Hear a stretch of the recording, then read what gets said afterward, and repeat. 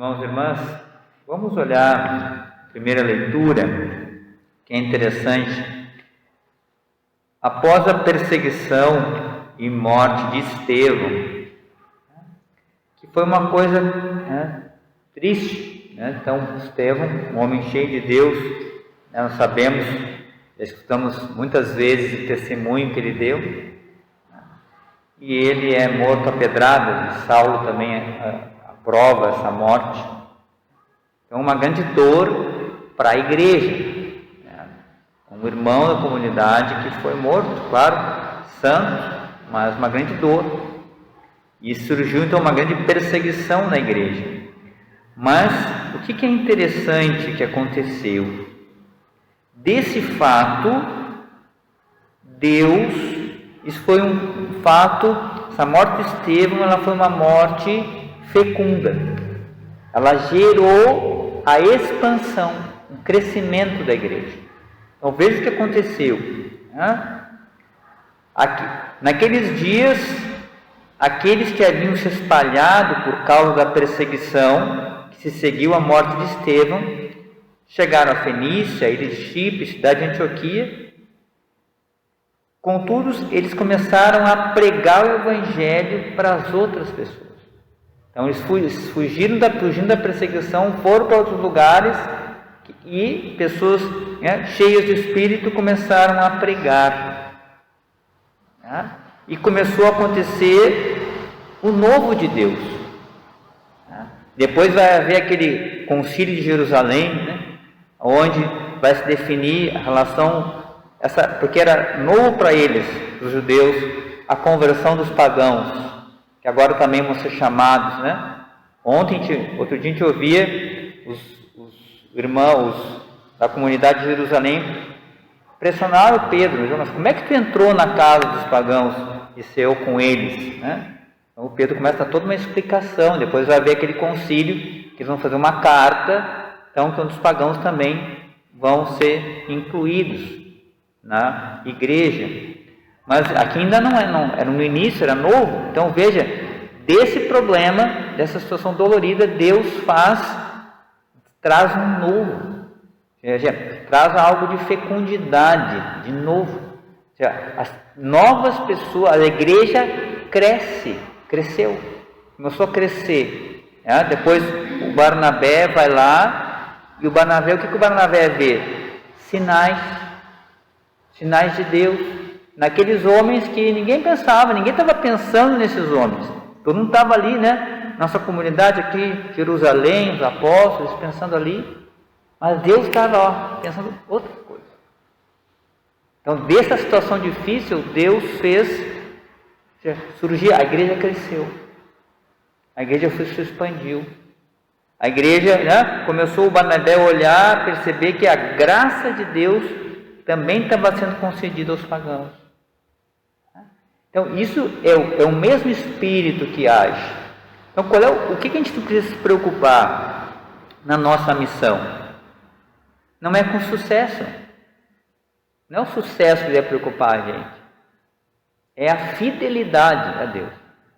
Porque veja aquilo que o Estevão, O Estevão foi fiel, Ele não procurou agradar, não procurou desmentir aquilo que ele testemunhava ali. Ele era um homem cheio do Espírito. E ele foi fiel, diante do Sinédrio. Olha, eu vejo o céu aberto, e o Filho do Homem está sentado à direita. E por isso foi morto. Mas dessa morte gerou, o Estevão, quando está morrendo, ele diz, olha, Senhor, ele reza pelas pessoas que estão apedrejando e matando ele, a semelhança de Jesus. A gente pode até, quem sabe, atribuir aí essa intercessão do Estevão, na conversão do Paulo. Paulo que aprovava a morte do Estevão, perseguia, levava para a prisão. Então veja, dessa morte do Estevão gerou o crescimento da igreja. Então, na nossa missão, a gente procura realmente a nossa fidelidade. Lembrar aquela parábola do grão de mostarda, que Jesus fala. Às vezes a gente está preocupado demais assim, na nossa vida, nosso humano, né? Só, mas né? Com o sucesso. Né? A gente não sabe, até agora o que se avizinha aí para frente parece que não é sucesso. A gente olhar no nosso mundo que a gente está vivendo. Não tem, acho que não podemos esperar do mundo muito aplauso, não. Mas a nossa fidelidade. E a fidelidade gera fecundidade. Então, depois, com o tempo, com as perseguições dos romanos, tinha uma expressão que dizia assim: mártires, semente de novos cristãos. Ou seja, aqueles que davam testemunho, eles achavam que iriam destruir a igreja matando. Né? Pelo contrário, ela crescia cada vez mais. A fidelidade daqueles homens a Deus fazia a igreja crescer. Eles não conseguiram destruir a igreja, e nem vão conseguir. Então, veja que dessa situação Deus fez crescer a igreja. Então, isso que Deus espera de nós também, né? A nossa fidelidade na nossa missão, a gente não deturpar o Evangelho, de não trair a igreja, de não querer fazer uma coisa que não é a vontade de Deus, para agradar ao mundo. Não. A gente vai dialogar com as pessoas, mas acima de tudo a gente precisa ser fiel a Deus. Tem um mártir que me toca muito, que chama São Pedro Claver. Ele é um padre da Sociedade Marista e foi para uma ilhazinha lá da Oceania, né? E trabalhou incansável lá, né? Parece que em um ano ele conseguiu, assim, um ano inteiro de trabalho, 20 batizados ele fez, num ano só. Não tinha nada, não dava nada, né? Mas ele se doava incansavelmente. Foi indo, e aos poucos começou a dar frutos, devagar. Né? E aí chegou um momento, claro, que as pessoas começaram a se converter, e o rei, que era a ilha de Futuna, o nome da ilha, ele começou a ficar, seu poder ameaçado. Né? Então, aquele de amigo, ele ficou inimigo. E depois o filho do rei se converteu. Quando o filho do rei se converteu, o rei matou ele. Mandou matar. Mas ele diz assim, antes da morte, ele diz assim: a minha morte não vai mudar nada, não vai impedir isso, porque o cristianismo já está tão arraigado aqui que não vai impedir. E até hoje o cristianismo está presente nessa ilha lá. Um padre, um homem, né? Então veja, né? O homem tentou destruí-lo, mas Deus daquilo fez uma fecundidade imensa.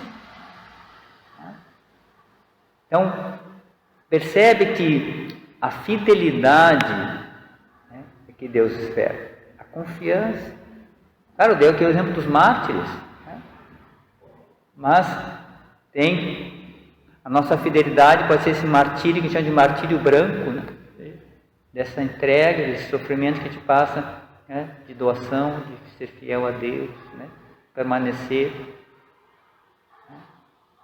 E dessa situação Deus tirou o crescimento da igreja. E por fim, Deus também, das situações difíceis da nossa vida, Deus pode tirar algo bom. O que a gente precisa é a fidelidade. Mesmo quando o mundo parece estar vencendo, né? Olha para a cruz. Né? Se a gente olhar para a cruz, né? Nem os amigos de Jesus, nem os apóstolos mais acreditavam. Tanto que, né, os discípulos de Emaús, né, estão indo embora, todo mundo indo embora, já não espera mais. Né? Mas Deus tinha o maior presente, Ele tirou dali. Então, não vamos desanimar, meus irmãos e irmãs.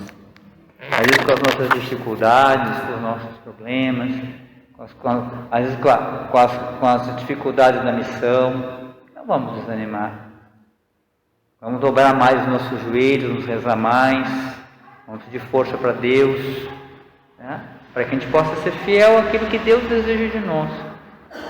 Porque, como São Paulo diz, para uns Deus pede para semear, outros Ele pede para regar, outros Ele pede para colher.